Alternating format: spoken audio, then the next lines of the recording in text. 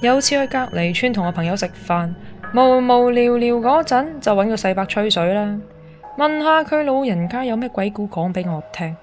佢就講咗一個關於碟仙嘅故仔俾我聽啦。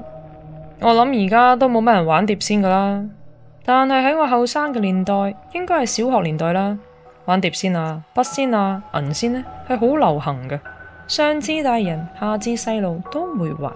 可能當時社會冇依家咁富裕，好多人都會問下前程啊，又或者幾時中六合彩啊，六合彩開咩號碼啊等等啦。不過玩呢啲嘢都有禁忌嘅，例如唔可以問碟仙叫咩名，同埋點樣死等等。想當年啊，小弟同幾個兄弟就喺屋企玩啊，但講真係越玩越驚。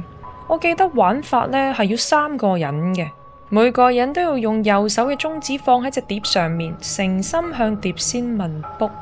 嗱，講翻世伯嗰個鬼故先啊，事緣經過就係有3個女仔玩碟仙，但係就好似犯咗禁忌，當中唔知道邊個就問咗阿碟仙佢係點死同埋叫咩名嘅，跟住嗰個女仔就俾碟仙附體啦。聽講日頭就好正常，但係一到夜晚就變成另一個人，四處亂叫亂跳。更加恐怖嘅就係佢到夜晚就會失蹤噶啦，冇人知道佢去咗邊度，所以成條村嘅人都會去揾佢。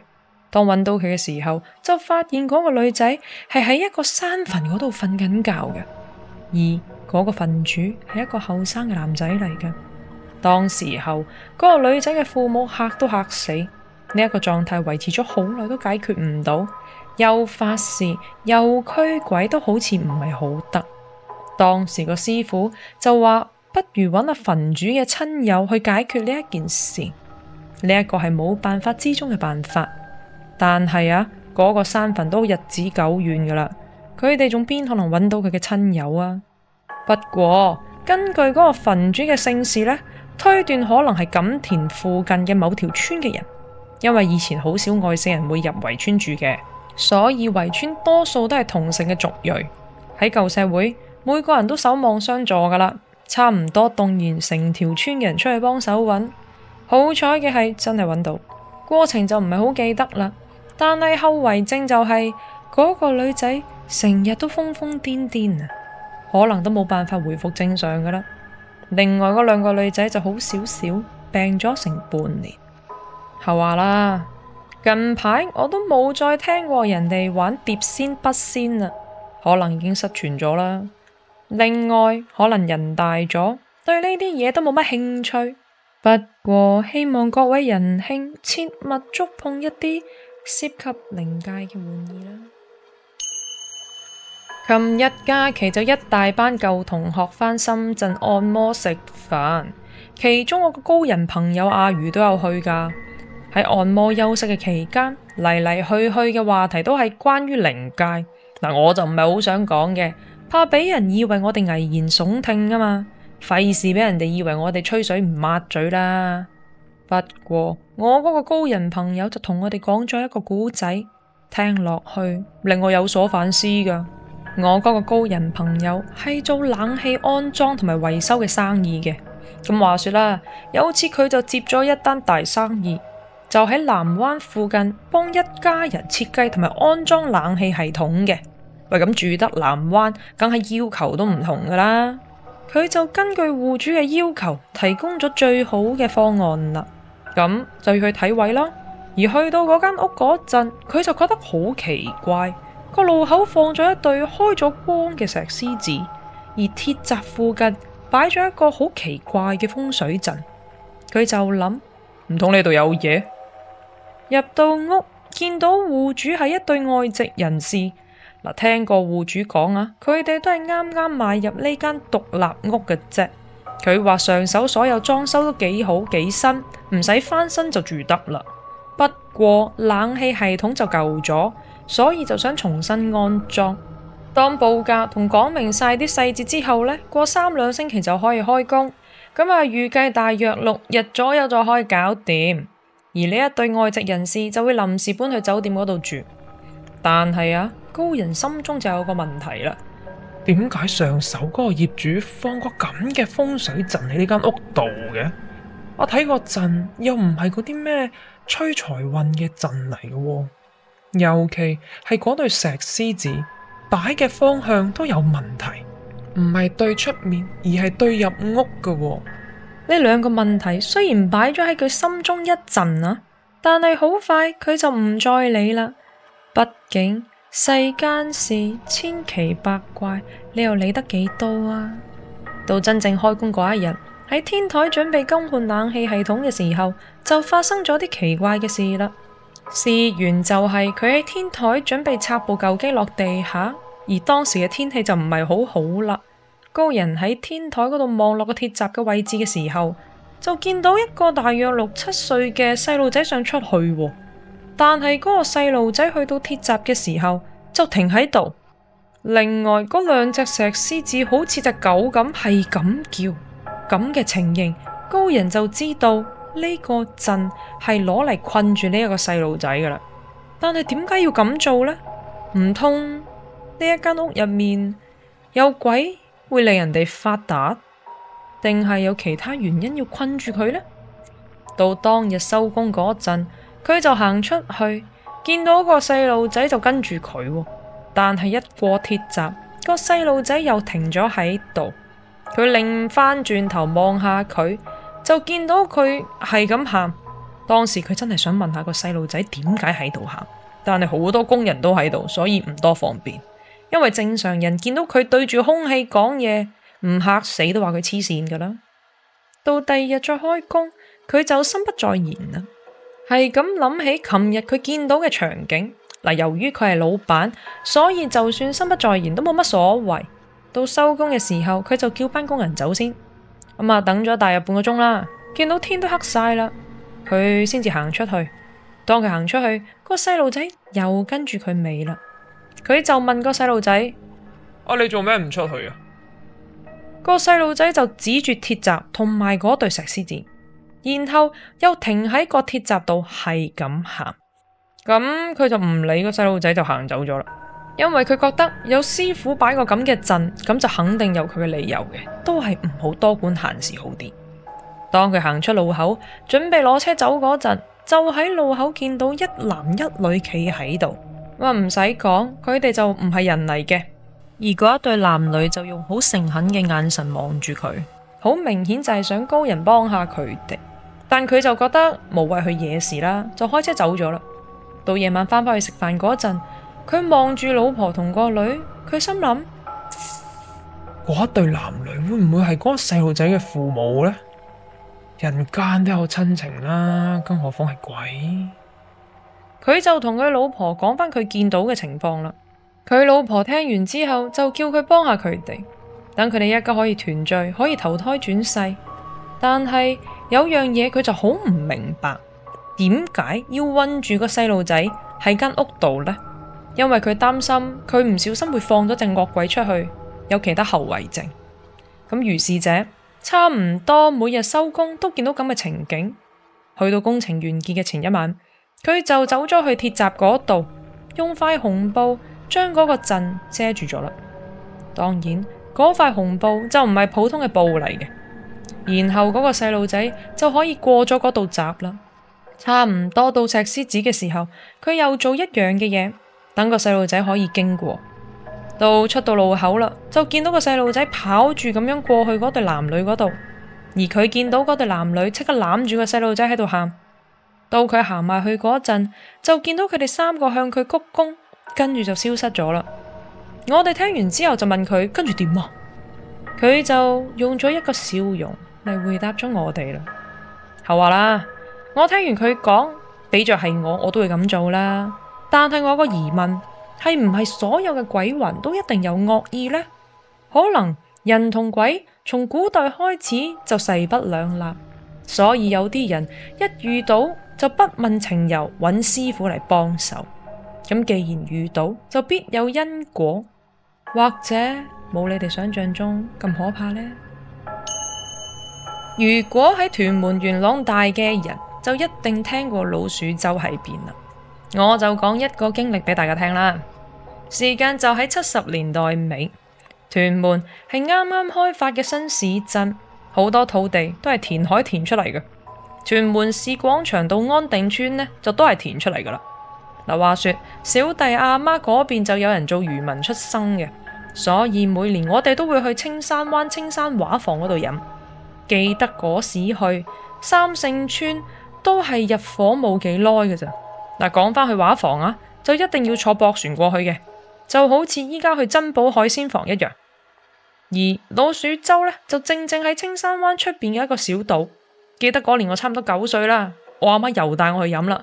呢一個係我每年最期望嘅嘢之一嚟㗎，因為可以坐船同埋喺漁船上面玩啊嘛。另外，小朋友去飲就係玩多過食嗰一種。嗱，記得畫房就係得2層高嘅啫，做飲宴多數就用低層，而上層呢就會空喺度。我哋班小朋友最中意就喺樓上玩噶啦。嗰一次去飲就特別難忘，因為一上到上層就已經有好多小朋友喺度玩咯，但係呢就冇一個識嘅，咁我咪落翻去咯。我阿媽就問我點解唔上去玩啊？我咪話上面一個人都唔識，表哥表姐又未到。咁到夜少少啦，我班表哥表姐都到晒，咁我哋咪衝晒上去玩咯。上層嗰班細路仔就已經唔喺度啦，我就同表哥表姐講話，頭先佢哋未到嘅時候，上層就已經好多人喺度玩啦，但係唔知點解而家就冇晒人咯。咁我其中一個表姐就落去睇啦，等佢上返嚟就話：小朋友得我哋呢一班啫，根本就冇其他人喺度。咁我班表哥表姐就話我講大話，但係明明真係見到啊嘛，明明講真話都俾人話講大話，我梗係喊住揾阿媽啦。咁落到去，我阿媽就問我咩事，我咪將件事原原本本咁講俾佢聽咯。佢聽完就話：你唔好上去玩啊，邊度都唔好去。到差唔多要開席嗰陣，我班表哥表姐落返嚟同我講話：喂，頭先玩下呢，唔知點解多咗一班人喺度玩喎。我哋咪問佢哋咯，但係佢哋竟然繼續玩，冇理我哋。我就同我阿媽講話，表哥表姐佢哋都見到噶，跟住成圍台嘅人都靜晒，冇人出聲。嗰陣時仲細，所以都唔明白點解佢哋唔講嘢。到走嘅時候，我哋就坐翻駁船，喺駁船上面又見到嗰班小朋友仲玩緊。我就同阿媽講話：你睇下嗰班小朋友仲喺度啊，你見唔見到啊？當然啦，隻駁船嘅人個個都鴉雀無聲。我阿媽就話：你唔好亂講嘢，你同我收聲。當時我都唔知點解噶，返到村口就俾阿媽捉住拜土地公啦。到我大少少，我阿媽就同我講話：你嗰次見到嗰啲係鬼啊！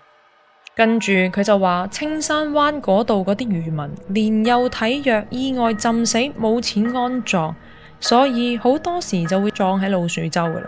所以青山灣夜晚成日都鬧鬼嘅。後話啦，隨住屯門發展，而家老鼠洲附近嘅海域就已經填晒，變成咗個兒童公園啦。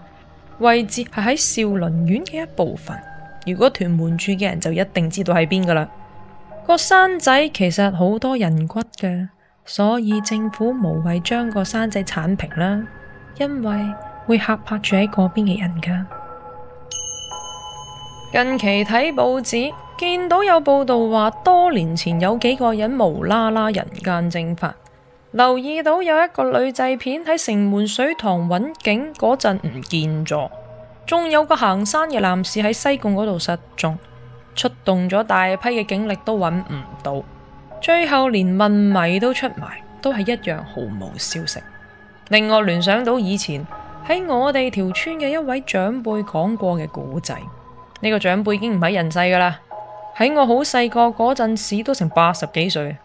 記得佢講過話，喺山頭荒野往往存在住一種靈體，佢哋叫山魅。佢哋中意陰暗潮濕同埋長期冇陽光照到嘅地方，而且佢哋出沒嘅地方係靈界同人間嘅交界附近。如果係荒山野嶺聽到人叫你，記住千祈唔好回頭。如果唔係，就會俾山魅帶走噶啦。講翻嗰個長輩啊，我諗時間應該係20-30年代啦。佢嗰時成日都要去荃灣趕墟期，嗰陣邊有巴士呢啲交通工具啊，所以一定係行山路出荃灣噶啦。如果有行山嘅朋友都知道有條路叫做元荃古道，嗱，呢一條路以前就係元朗出荃灣嘅主要通道嚟嘅，墟期往往清晨就開始噶啦，到8、9點就完。而由元朗出荃灣最快都係2、3個鐘，所以差唔多去墟期呢，就要喺凌晨3點鐘左右出發。有一次仲夏嘅時候啊，佢同同村嘅一位兄弟出墟，2個人就由錦田出發去到荃灣啦。當去到田父仔附近就坐低休息下啦，佢兄弟就去搵水飲啦。嗱，由於呢條路啊成日都行嘅，邊度有水源佢哋就一清二楚。見等咗咁耐都唔返嚟，就去睇下佢發生咩事啦。嗱，去到攞水嘅地方啊，淨係得返個水壺，人就唔見咗啦。咁佢就大叫佢朋友個名睇下佢喺邊啦。但係叫極都冇回響喎，心諗係咪遇到山賊啊？但係睇環境又唔似。咁當時呢，佢都六神無主，突然佢就聽到有把聲叫佢，而嗰把聲一聽就令到人哋毛骨悚然嗰一隻。嗰陣時佢心諗，哇，會唔會係山尾啊？佢就跑翻去頭先休息嗰度，而嗰把聲就一直出現喺佢耳邊。聽佢講啊，當時佢嚇到一路跑一路嗌救命。當跑咗一陣，就見到前面有幾位都係出荃灣嘅人先至肯停低，跟住把聲就再都冇出現過啦。當時嗰幾位問佢發生咗啲乜嘢事，佢就一五一十咁講晒俾佢哋聽啦。當佢逐漸平復回過神嘅時候，就發現同佢同村嗰個兄弟居然喺呢一班人之中。開頭佢以為個兄弟係俾山賊挾持，但係細心咁留意就發覺嗰一班人全部都雙腳離地，明顯就唔係人嚟嘅。聽佢講，當時佢就已經嚇暈咗啦。到佢醒返嗰陣，就係俾當時出完墟返元朗經過嘅人救起咗。而佢返到村就同村長講返呢一件事嘅經過。當時全村嘅所有男丁都上山揾，包括我阿爺佢都去咗嘅。但係無論點叫點揾都揾唔到，連條屍都揾唔到。情況就好似開頭所講嘅一樣啦，人間蒸發。後話啦，其實山尾真係存在，定係真係有地方可以通往靈界呢？我唔敢講，大千世界乜都有可能。但係我就有個疑問啦，既然活人可以入到靈界，又有咩辦法可以行返出嚟呢？而靈界到底係點樣嘅呢？睇嚟現今嘅科學都冇可能解釋得到噶啦。話說幾年前經朋友介紹就認識咗一對夫婦，而佢哋2個呢，就住喺西九嗰邊嘅，想搵人裝修。喺嗰度住得應該都經濟環境幾好噶啦，但係近排再見返嗰個男人，就聽佢講經濟真係唔係好得，好快就要將層樓賣咗套現啦。最慘嘅就係佢老婆無啦啦患咗個怪病，有一日突然之間冇晒知覺咁樣昏迷咗成半年，連醫生都唔知佢咩病。當時聽到就安慰下佢，跟住就講返幾句叫佢唔好難過啊，唔好擔心就算啦。咁我又可以點啫？到咗今年年中嗰陣，就收到嗰個男人嘅電話啦，內容就係將會搬屋，想我介紹裝修，另外問我有冇時間出嚟食飯吹吹水。我心諗2條佬有咩好吹啊？不過我都好耐冇出城飲嘢啦，所以咪應約咯。食飽飲醉準備閃嗰陣，佢就同我講話，不如去佢屋企睇下。咁我見時間都算早，咪睇睇咯。因為我都未去過嗰邊，都想睇睇嗰邊環境係點嘅。去到佢屋企，原來係面向昂船洲噶。咁我咪問佢老婆病情點咯，佢就話都係咁啦，冇乜起色。佢叫我去睇睇佢太太喎，咁我咪同佢一齊入到房咯。見到佢老婆瞓喺張床嗰度，根本就唔似病人。當我哋2個準備出返嚟個廳嗰陣，我突然之間聽到有把女人聲，咁我咪擰轉頭睇睇咯。開頭我以為把聲係佢老婆發出嚟嘅，但係望下又唔似喎，咁就返出廳坐啦。就問佢老婆點解無啦啦會變成咁，咁佢話佢都唔知，淨係知道個印容見到佢喺個廳度瞓，跟住就到而家都未醒過啦。我就同佢傾多陣之後就先告辭。咁當我準備走嗰陣，又聽到頭先嗰一把聲啦。我當時心諗，咁奇怪，呢一間屋一手樓嚟嘅，冇理由有嗰啲嘢噶。咁落到樓，我嘅好奇心又翻嚟啦。我決定翻上去再望清楚。咁當我翻上去，佢就問我係咪漏低咗嘢啊？我話想再睇睇佢老婆。佢見我咁講，其實都好奇怪噶，不過都係俾我入房。咁我就將粒玉除低咗。今次就見到佢老婆嗰個魂魄坐咗喺窗邊。我睇完就將粒玉帶翻，跟住就行出去打電話俾我嗰個高人朋友啦。我一五一十講翻頭先我見到嘅情景。佢話聽日放工之後同我一齊過嚟睇睇。